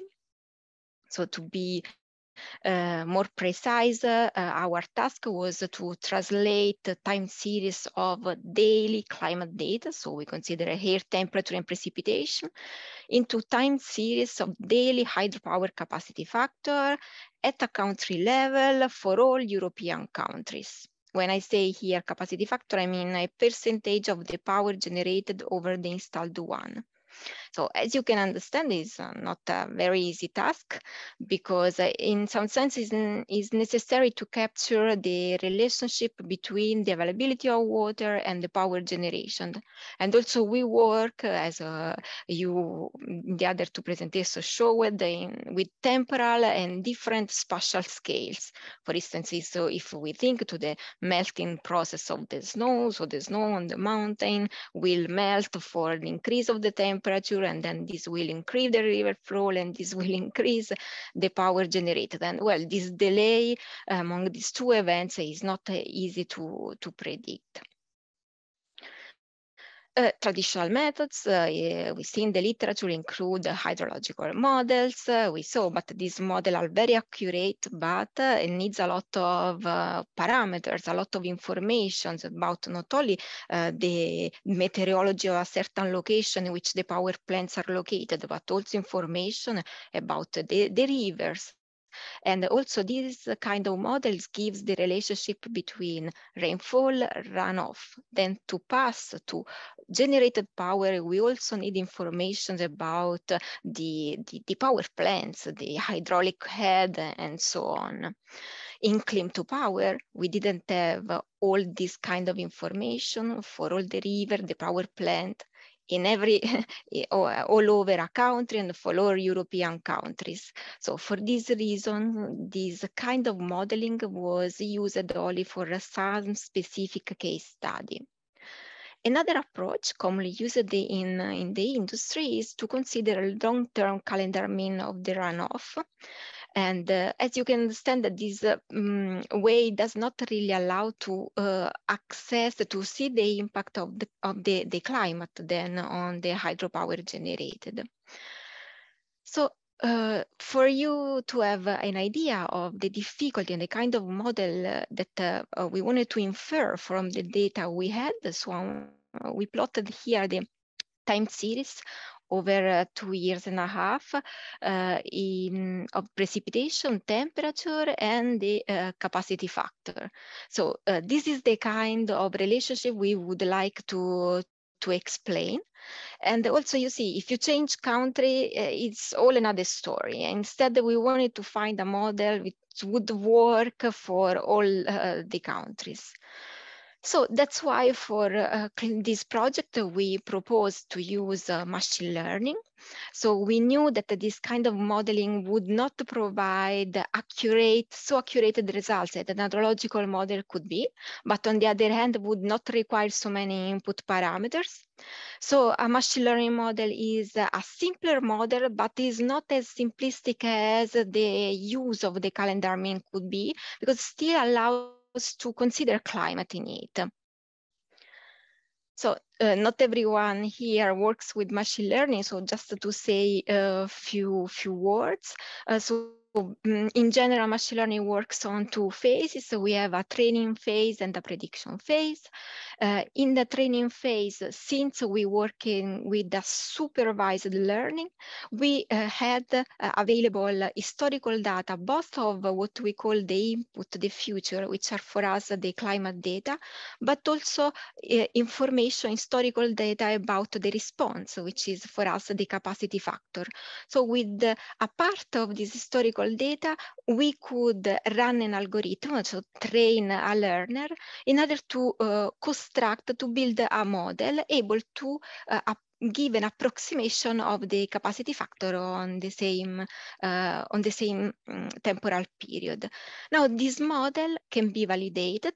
How? We can put part of the historical data that we didn't use for learning as an input to our model, and then check if the model capacity factor is close, is similar to the observed one, because in this case, we still have observation for this capacity factor. Now, if we are satisfied with this model, we can go to the prediction. So this means that we use the model, feeding it with climate data, with projection of climate data, in order to obtain a prediction of the capacity factor in a temporal period in which we in fact, don't have observation of this response. If we are not satisfied with the model, this means that we have to train again our learner, means we have to change some parameters inside our algorithm or change the algorithm and repeat this training phase again.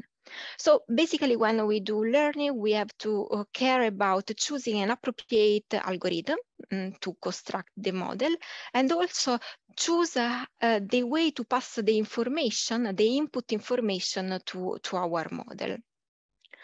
So regarding the algorithm, so in a very first phase of Clean2Power, we have run several regression methods. Regression, this method, a regression method, as opposed to classification in machine learning, because the output variable is continuous and real, which is for us the capacity factor. So we compared several methods, and we observed that in our case, the method based on decision trees, in the particular case, the random forest, provided the best results. So just to tell you how this method works, so random forest, the basic element of this algorithm is a decision tree. A decision tree is a hierarchical data structure which implementing some simple and greedy rule is able to split the input space in non-overlapping boxing. So what we do at every node, we have to take a decision about the most profitable future where we want to that we want to split, and the point that in which we have to perform the split. So we construct this tree and we build this region. We declare that we found a leaf, so there will be an end to this tree when there is, for instance, a minimum number of points inside this region. In the case of regression, again, the output associated to each region will be the sample mean of the output points associated to the region. So we use the training data to grow the tree, and we use the prediction data how. So we follow a certain path, we end up in a region, and so the output associated to the prediction will be the sample mean associated to the final region. So as you can understand, decision trees are easy to build, are easy to interpret, and that's why they are often used in medical application, but they suffer of high variance, we say, because if you change the training space, you may end up with a different splitting of your input space, and then a different response. The random forest algorithm overcome the problem of high variance because it creates a forest of decorrelated trees. So an ensemble of decision trees which are decorrelated. How to do that? It uses two tricks. The first trick is to create a random bootstrap with the repetition of the training set. And the second trick is that at each node, only a subsample of the future are considering to take a decision about the future to consider for the splitting.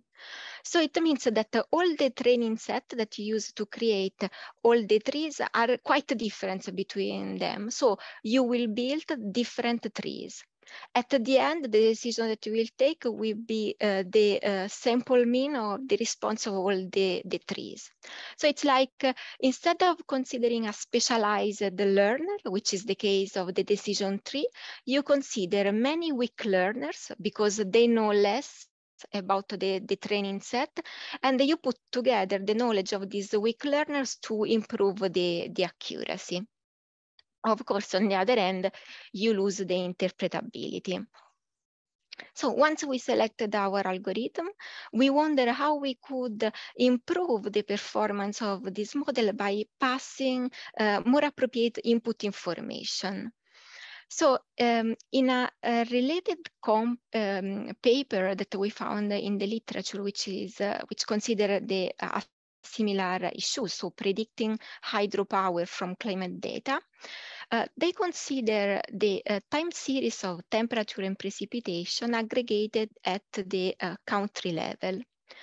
They consider this time series synchronized. It means that I want to predict hydropower today. I consider temperature and precipitation of today, but also lagged version of these features. This is why this is to taking into consideration the delays I talked in the beginning of the talk, so the melting process of the snow. And this lag, it is computed by considering the value which maximize the correlation between the input, the climate data and the capacity factor time series. We also consider the accumulation of the precipitation to take into account the peaks in the capacity factor, and the width of this sum is computed by considering the same optimal lag of the correlation. We also constructed another model, we call here model M2, in which we introduced a finer spatial resolution. So we consider the time series of temperature and precipitation, which are at NUTS2 level, which is not exactly geographic, what we know as a geographic region, but still a way to split, to finally split a country. And we consider model M3, in which we have aggregated, merged the two kinds of inputs. I have to mention that we only had data, so time series from 2015 to 2019, daily data, so it is not much. And for the capacity factor, we only had values at the country level, so average at the country level. So I thought it was interesting to look at this graph in which we present the value of the lags when we consider the climate data aggregated at the country level. So we can see that for the temperature and the accumulation of the precipitation, we have a value of the lag, which is very specific for each country. Instead, for the precipitation, we see that this value of the lag is similar for all the countries considered in this study, and also is it's very small, this lag, saying that the precipitation in fact have a more direct impact on the hydropower generation, in fact, as one can expect. So if we compare the models, so we consider here five-fold cross-validation, so what we can say? We can see, first of all, that the model M2 outperform model M1. It means that a finer spatial resolution can provide a more accurate model. But we can also observe that for some model, the model M3, the model containing the average, in fact improved the performance, meaning that in fact there is still some information inside the average that can improve the performance of the algorithm, the accuracy of the algorithm. So here I'm showing the out of sample values that we obtained from the five-fold cross-validation. So we can see that this model M3, that seems the one to be selected to do learning, it works well for some country, but not so good for others. So also here it works quite well for Italy, but not so well for Portugal. So we wonder, in fact, if this model M3 could, in fact, use it to do the prediction of the capacity factor. And for that, we did another experiment. So we trained our algorithm on the years 2015, 2018, and we left out 2019 to do the validation of our model. Well, these are some of the results we got. This is the case of France. In 2019, so in blue, we have the time series of the observation, and in red is the output our model. So you can see that the performance, in fact, here for France is not so good, and in particular is not good in the last part of the year. So we wonder why there was this why our model was working not so good for this country. And so we look at the average precipitation. In 2019, the monthly average compared with the past years.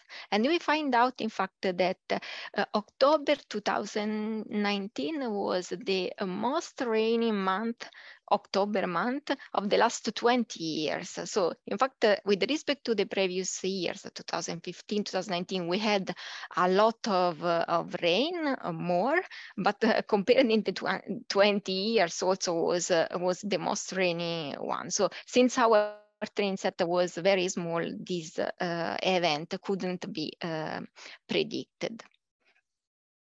Another country issue that we had was with the Iberian Peninsula. So I had to say that we had no few difficulty in predicting seasonal forecast for the Iberian Peninsula and for Portugal in particular. And in fact, we find out that Spain and Portugal, they share 3 of the largest rivers. And being upstream, Spain sends 70% of the water to Portugal. In fact, it exists an agreement between these 2 countries signed in 1998, and by this agreement, Spain should provide a minimal amount of water to Portugal. But it seems that in the hydrological year 2018-2019, Spain did not honor this agreement and only passed 1/3 of the water issued to Portugal. And so we wonder if this is the reason why our model is overestimated, on this period, the true values, in fact. And in the last period, there is the same issue we observed for France, because in fact, was all this part of Europe that had a lot of water in the autumn, winter. Another interesting case is the one of Finland. So Finland, here I'm plotting the time series of the runoff, what is accounted for runoff river in Finland, so from 2015 to 2019. And do you see this very shaky behavior? So it's clear that this is not only due to climate. So what in fact is accounted for pure runoff river in the Finland data, it is not. Probably they have a large storage or a medium storage there, and so is the production is more or less planned there. And so we wondered if we could add the information about the demand to our model to help, but in fact, the demand couldn't improve the accuracy of our model. Investigating this more, we observed that there was in fact a change in the energy mix of Finland. See, I almost finished. So in fact, there was a lot more of wind installed, and if we did a snapshot of a period, but we can see that the wind replaced more and more what it's accounted there for runoff river. And since seems that this change happened more in 2018, we couldn't predict that on our testing year, which is 2019. So, so to conclude this, what is the message that we want to give here? So we want to say that machine learning for us was a very important tool to provide information about the change in the hydropower and to see the impact of climate on the hydropower generation. Of course, we knew that wouldn't be so accurate as an hydrological model, but still allowed us to say something, because we didn't have those information, specific information for all the countries. And also we believe that the issue of the accuracy will also naturally fix it, because we will have more and more historical data for training our model. So our model will naturally improve in some sense. So we have provided a methodology which will naturally improve.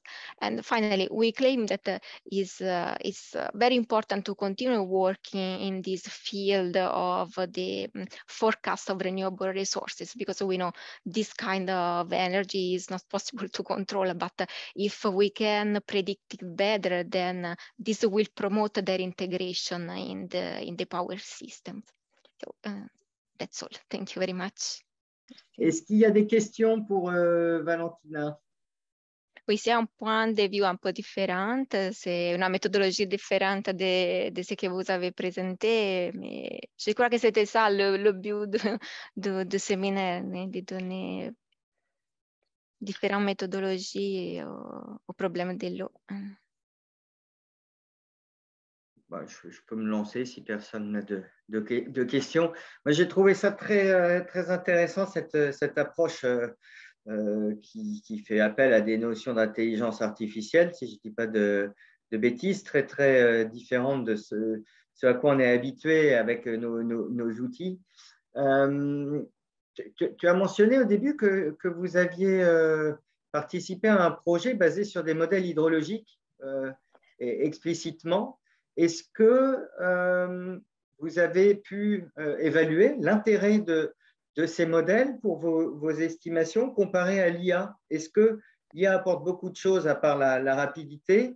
Et si oui ou non, quel est le gain ou la perte de précision de l'IA versus rapidité? Quel est ton point de vue là-dessus? Oui, en fait, ce n'est pas juste la rapidité. C'était en fait parce qu'on n'avait pas des données, des paramètres pour les modèles hydrologiques.